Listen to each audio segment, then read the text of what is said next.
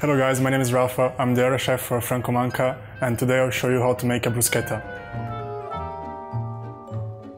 So, we'll start with the tomatoes. Our tomatoes come from the Isles of Wight. All you're gonna do, you're gonna get different varieties of tomato, as you can see here, different colors, just to give a nice look to your bruschetta, and you're gonna chop them through.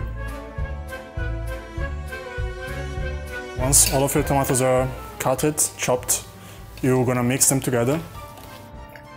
Then we'll add a bit of salt, a few pinches of oregano,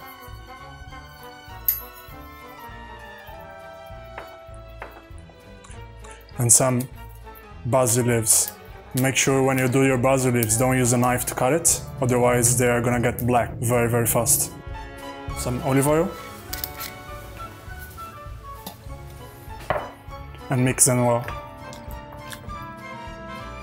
Our next step is to get our bread ready and toasted. In this case, I'm gonna be using our sourdough bread. Grab your bread, put it in the toaster.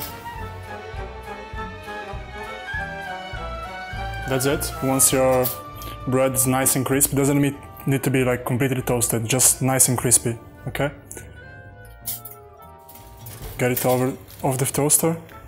Get one garlic and scratch it on the base of the bread.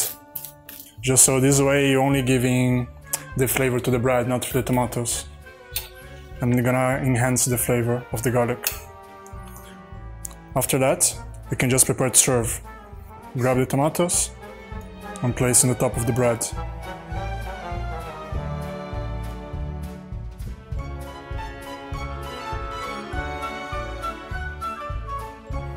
You can still add a drizzle of olive oil on the top.